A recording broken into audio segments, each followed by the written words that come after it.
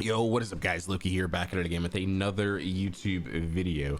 4 months ago, I made a video called Unfair Banner, and this was when Firefly was released and the rerun was Ron May. Now, we have another banner that is competing for one of the most unfair banners of all time. We do have a little space inside of 2.6 where Rappa is the only character that is being ran. However, phase 2 is looking a bit rough. If you're a newer player, especially if you're a newer player, I'm gonna offer my insight on who you should pull for, on what you should pull for if you want to pull for like a light cone maybe. And if you're a veteran player, I'm also gonna offer my insight because I know a lot of veteran players are wanting to pull for Acheron Eidolons. E2 for more comfy idol. Well, E1's pretty comfy as well because you don't have to build as much crit rate, but E2 is arguably one of her best Eidolons that you can get. So without further ado, let's get right into it. One thing that I do want to say before we actually get into it is if you think Rappa's an easy skip, make sure to do her test run and see if you like the character when she does release, because it could be the Jade effect. Think about what happened with Jade, right? Where a lot of people that's so cool, where a lot of people skipped out on Jade, and then the last Pure Fiction was ran, and that Pure Fiction, a lot of people did not clear that Pure Fiction. It was really tough. The not necessarily the Cocolia side, but I believe it was the side before that, the side one, whatever the side one was. I know that side was actually very tough, and a lot of people struggled with that Pure Fiction, and they wish they had either a Argenti or a Jade. So definitely don't just pass off this character. This is like Sakura glow up from Naruto. Like, this character is absolutely amazing.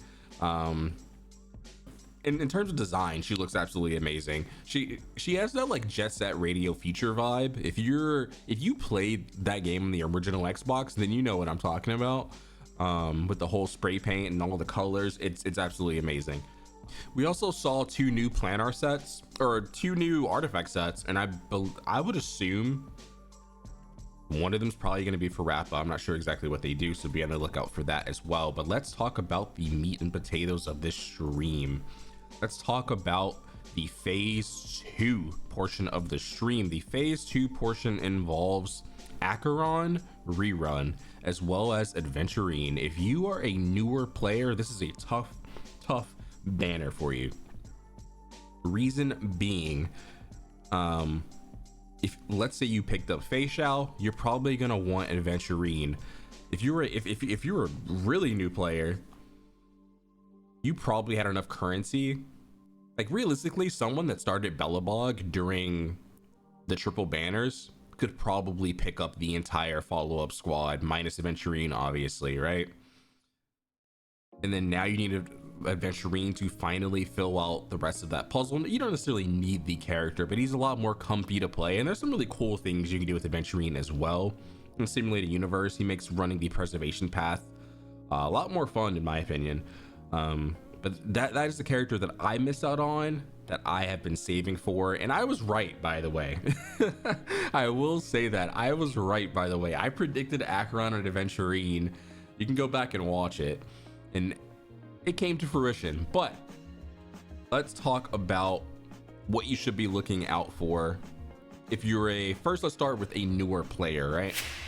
If you're a newer player and you want to pick up Acheron, she does have a trace where you have to have 2 Nihility characters to get her full damage boost, right? 160% more damage dealt by her basic attack, skill, and ultimate if you have 2 Nihility characters in your party, right? This is mitigated by having E2, which I'm sure a lot of veteran players are probably picking up E1 or E2, right? E2 reduces it to where you have to have one Nihility character. If you have E2 and you picked up Zhao Shou, you are cooking. Your damage is going to be absolutely insane. Yeah, especially if Teen Yun can be used with Acheron, who was revealed yesterday as being Nihility. I'm not sure what that's about, but I assume she would be Nihility, but I don't know what if it's like crit dot or anything like that, or if it's like super break. I have no idea. So that will be actually interesting to see.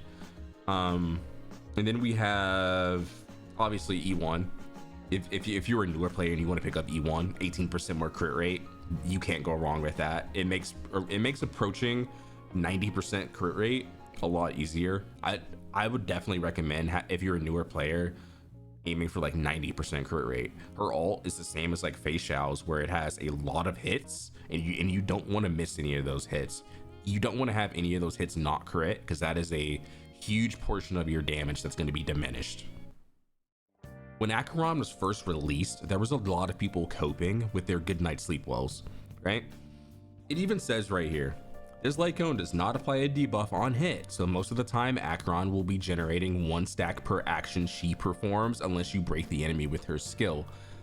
A lot of the time, that matters. If you're doing like hard content and you're not getting, especially if you don't have like Zhao Shou, right? If you're a newer player, you're not gonna have Zhao Shou, obviously. So you might want to invest in Signature Light Cone, not only for the damage boost. Obviously it's giving you 36% crit damage at S1, that's great, but it also inflicts a debuff. It inflicts a debuff on the enemy called Mirage Fizzle, which makes them take more damage, which means every time she attacks, you get 2 stacks on the enemy. Having her, which is gonna enable her to fill up her ult quicker, which is gonna enable her to get off more ults. If you're a newer player, you definitely don't have Silver Wolf Light Cone, but it's 24.9% better, so almost basically 25% more damage than Goodnight Sleepwell. If you don't want to pull for the Light Cone, that's fine. Goodnight Sleepwell is still a great option, just know you're not going to get as many stacks.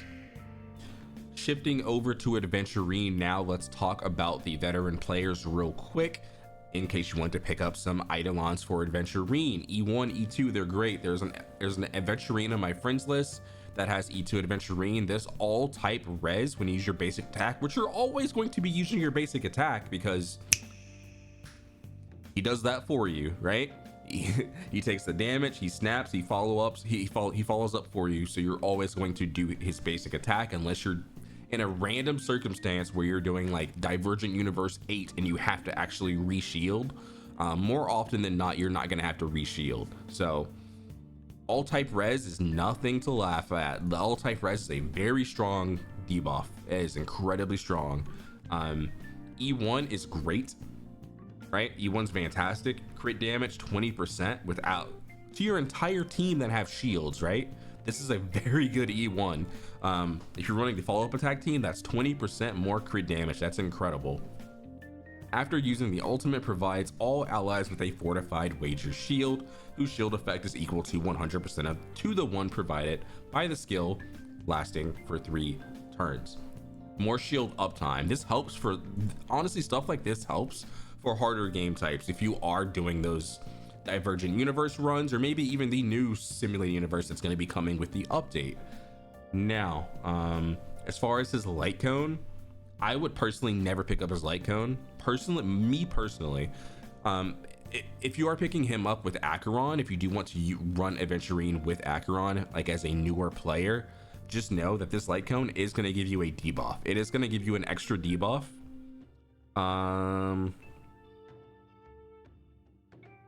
Yeah, it trivializes reaching 4,000 defense, because the whole goal with Adventurine, if you're a newer player, you are going to want to reach 4,000 defense to maximize his buffs, right?